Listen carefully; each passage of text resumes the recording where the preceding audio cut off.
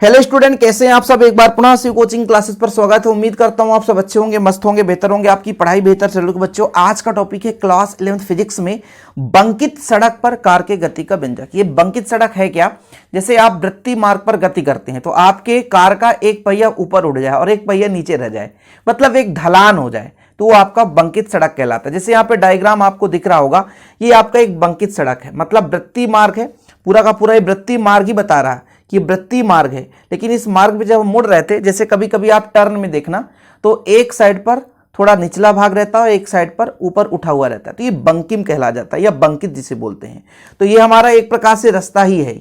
एक साइड आपका ढलान है, एक साइड थोड़ा सा ऊंचा है, तो ये आपका ढलान है और वो एक प्रकार से पृथ्वी के तल से लगभग थीटा कोण पर वो ढलान है। ठीक है, ये चीजें हैं, तो ये आपका बंकित सड़क कहला जाता है। अब उस पर कार गति कर रहा है, कार गति कर रहा है, तब उसके गति का थ्योरम निकालना है।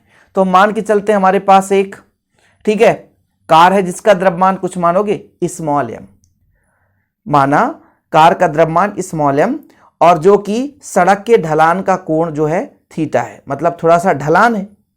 और वृत्तीय सड़क की त्रिज्या, ये जो हमारा वृत्तीय सड़क है उसकी त्रिज्या कोई ना कोई स्मॉल r होगी। वैसे तो सबको पता है कि जब कोई वस्तु या कण वृत्तीय मार्ग पर गति कर रहा है, वृत्तीय मार्ग पर गति कर रहा है, तो उस पर कितने बल कार्य करते हैं? एक बल तो अभिकेंद्री बल लगेगा जो उस वस्तु को वृत्तीय गति कराने में मदद करता है। या कोई भी कण होगा, कोई भी वस्तु होगा, कार हो, जीप हो, मोटरसाइकिल हो, जो भी हो, वृत्तीय गति कर रहा है तो उस पर सबसे बढ़िया बल तो अभिकेंद्री बल लगने वाला है, जिसके कारण वृत्तीय मार्ग पर गति कर रहा है। यदि कोई कण वृत्तीय मार्ग पर गति कर रहा है, यदि उसमें अभिकेंद्री बल नहीं है, तो मतलब समझ लो वो गति कर ही नहीं सकता। तो सबसे पहले तो वृत्तीय मार्ग पर गति कर रहा है तो उस पर एक अभिकेंद्री बल लगेगा ही लगेगा। साथ में उसका भार क्या है? पृथ्वी का जो mg, F बराबर mg नीचे की ओर लगता है, और एक अभिकेंद्री बल लगता है जो कि किसी वस्तु के लंबवत लगता है।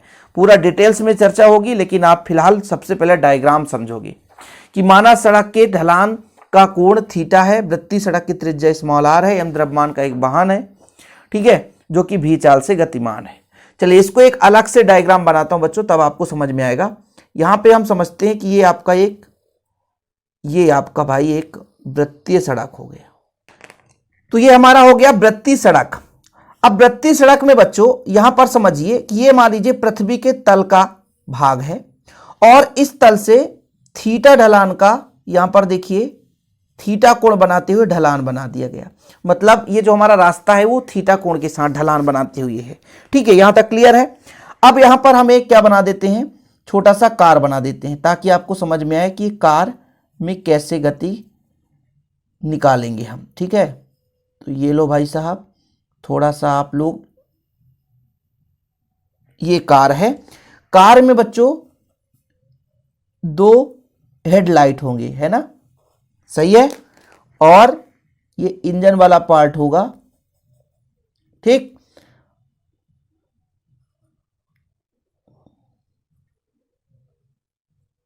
ये हमारा बन गया कार। अब कार गति कर रहा है बंकिम सड़क पर या बंकित सड़क पर, मतलब ढलान वाले सड़क पर। तो इसमें कौन कौन से बल कार्य करते हैं? तो सबसे पहले इस सेंटर से जो भी हमारा कार होगा उस पर सीधा बच्चों बल वो पृथ्वी की भार, मतलब सॉरी पृथ्वी की ओर, मतलब वस्तु का भार जो है वो mg नीचे की ओर कार्य करता है। ठीक है, पहला बल हो गया। ठीक, दूसरा बल बच्चों, एक तो घर्षण बल कार्य करता है। जैसे पहिए पर कौन सा बल कार्य करता है? घर्षण बल। तो ये जो पथ है ना, पथ के अनुदिश घर्षण बल कार्य करेगा। ये पथ है तो यहां पर इसके दो घटक हो जाएंगे, एक तो आपका क्षैतिज घटक और एक आपका ऊर्ध्वाधर घटक। इसका भी मान निकालूंगा। फिर बच्चों इस कार के लंबवत अभिलंब प्रतिक्रिया लगता है, अभिलंब प्रतिक्रिया R, इसका भी दो घटक होगा, एक आपका ऊर्ध्वाधर घटक और एक आपका क्षैतिज घटक। दोनों चीज निकालूंगा। तो जब मैं बच्चों बोलूंगा कि इसके बीच थीटा है, अब इसको मैं कर दूंगा r cos थीटा और इसको मैं कर दूंगा r sin थीटा। ये कैसे निकालूंगा वो बताऊंगा, आप बिल्कुल निश्चिंत रहें। ऐसे या फिर बच्चों ये ढलान के साथ थीटा कोण पर है, तो थीटा के सामने वाली भुजा लंब है, तो ये लंब वाला भाग f sin थीटा हो जाएगा। ठीक है, f sin थीटा, और ये वाला भाग हो जाएगा एफ कॉस थीटा।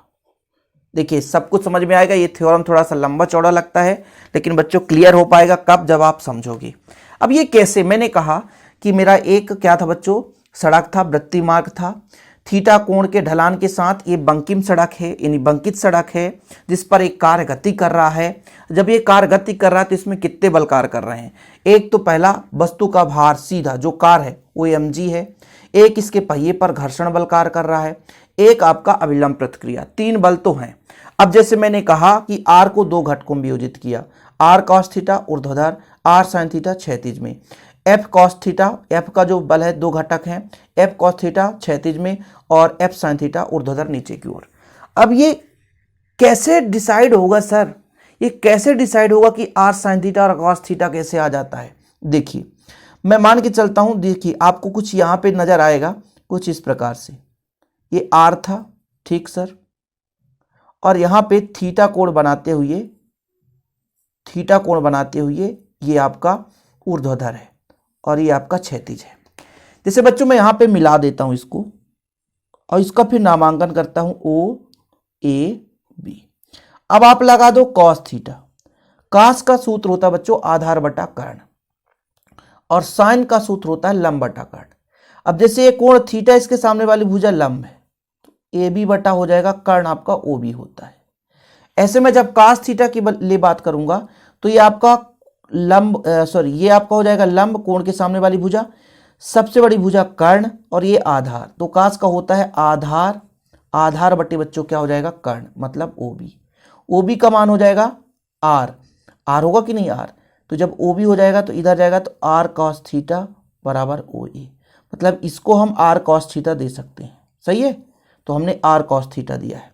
ऐसे बच्चों जब ये इधर जाएगा तो ए बी बराबर हो जाएगा आर, इधर रखने के बाद तो आर साइन थीटा, मतलब इस वाले भाग को हम दे सकते हैं आर साइन थीटा, इसलिए भाई इसके समांतर लगभग ये है, ये समांतर ही है, इसलिए आर साइन थीटा हो गया। यानी आर को 2 घटकों में वियोजित किया है, ऊर्ध्वाधर घटक आर cos थीटा और क्षैतिज घटक आर साइन थीटा। इसका रीजन मैंने बता दिया। ऐसे ही बच्चों जब हम यहां पर बात करेंगे तो थीटा के सामने वाली भुजा लंब होगी, ये लंब होगी, सही है, तो लंब वाले भाग को हम साइन से डिनोट करते हैं, सिंपल है, तो एफ साइन थीटा, और ये आपका आधार हो जाएगा तो एफ कॉस थीटा।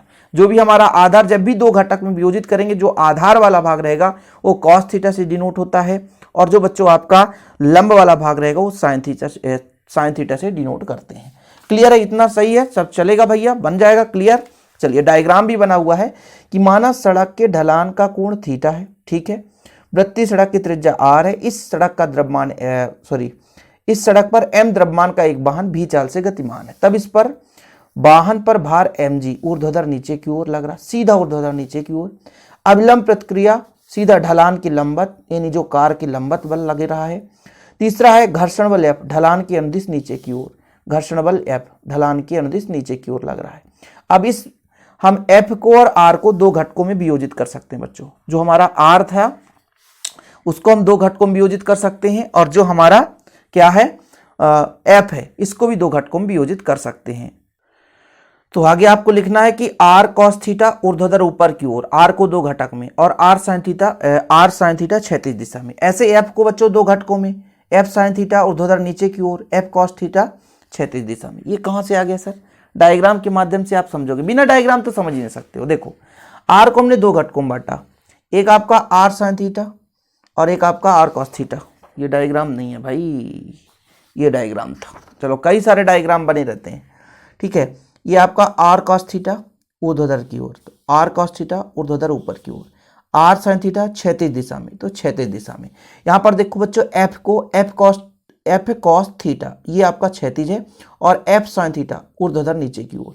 तो ध्यान रखना ये cos थीटा ऊपर है और ये f sin थीटा नीचे की ओर है। जो भी ऊपर नीचे वो चीज हमने करा दिया। यहाँ तक क्लियर है? ऊपर नीचे वाला सिस्टम कंप्लीट है। अब यहां से आप समझोगे, मेन रूप से यहां पे समझो, ये तो हमने अभी तक बांटा है, जो बांटा है वो चीज लिखे हो आप। अब देखिए मैं आपसे यदि कह दूं कि ऊपर कितने बल कार्य करते हैं, जितने बल ऊपर कार्य करेंगे उतने ही बल नीचे कार्य करेंगे, ये तो क्लियर है, ठीक है बच्चों।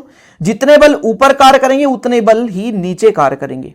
और दूसरा बल, अब जो हमारा ये घर्षण बल है, ये जो अंदर की ओर बल कार्य कर रहे हैं, जितने भी बल हैं वो अभिकेंद्री बल प्रदान करते हैं। मतलब जो, जैसे हमने आपको बताया कि जब कोई कण या वस्तु वृत्तीय मार्ग पर गति करता है तो उस पर अभिकेंद्री बल लगता है। तो जो भी अंदर की ओर बल लग रहा है वो अभिकेंद्री बल प्रदान करेगा। मतलब आपका जो r sin थीटा है और प्लस का ये दोनों मिलकर f cos थीटा, इसको अभिकेंद्री बल प्रदान करेंगे, मतलब mv²/r। एक तो ये हो गया बच्चों। दूसरा, इसको एक समीकरण आप दे सकते हैं। दूसरा ये है कि जितना बल नीचे की ओर लग रहा है, नीचे की ओर कितना बल लग रहा है, एक तो mg लग रहा है और एक तो f sin थीटा लग रहा है, उतना ही बल ऊपर की ओर लग रहा है। तो ऊपर वाला r का परिमाण कितना हो गया, r cos थीटा। पक्षांतर करो बच्चों, f को इधर ले जाओ तो आपका हो जाएगा r cos theta minus f sin theta बराबर आपका हो जाएगा mg। इसको समीकरण 2 दे दो। अब समीकरण 1 में 2 का भाग दे दो, समीकरण 1 में 2 का भाग दे दें बच्चों। समीकरण 1 में 2 का भाग दे देते हैं तो कितना बचेगा, r sin theta plus f cos theta divide by r cos theta minus f sin theta. इधर कितना बचेगा, mv²/r/mg, m से m कट जाएगा बच्चों। अब देखिएगा, हम कॉमन लेते हैं, या ऊपर नीचे दोनों में, अंश और हर में दोनों जगह हम भाग दे देते हैं, साइन थीटा का भाग दे देते हैं, या कि मान लीजिए कॉस थीटा का भाग, कॉस का भाग देंगे तो साइन बटा कॉस tan हो जाएगा। ऊपर भी नीचे भी हम कॉस का भाग दे देंगे। जब कॉस का भाग देंगे बच्चों तो यहाँ पर बचेगा साइन थीटा बटे कॉस थीटा, भाग दे रहे हैं, यहाँ पर केवल f बचेगा क्योंकि कॉस थीटा हट जाएगा। इधर भी हम भाग दे रहे हैं तो यहाँ पर r बचेगा, यहाँ पर हो जाएगा f साइन थीटा बटे कॉस थीटा, क्योंकि कॉस का हमने भाग दिया। यहाँ पर कितना बचेगा, v²/rg। यही तो बच रहा बच्चों, v²/rg। यहाँ तक क्लियर है, v²/rg। अब इसका वैल्यू पुट कर दो, जैसे आपका हो जाएगा r tan थीटा, यही होगा ना, प्लस का f divide by r minus f tan theta बराबर v²/rg, v²/rg। अब हम बात करते हैं कि v² बराबर कितना मान आएगा, तो rg का पक्षांतर कर देंगे, rg का पक्षांतर कर देंगे तो r tan theta plus f divide by r minus f tan theta. अब बच्चों v का मान निकालना है तो वर्गमूल लगा दोगे, खत्म कहानी। चलिए हम बात करते हैं, आपको मजा तभी आएगा जब क्लियर हो पाएगा। तो दो घटकों में हमने वियोजित किया था, r को f को। हमने कहा जो अंदर की ओर बल कार्य कर रहे हैं बच्चों, इस पर जो अंदर की ओर बल कार्य कर रहे हैं, r sin theta f cos theta, ये अभिकेंद्री बल प्रदान करता है।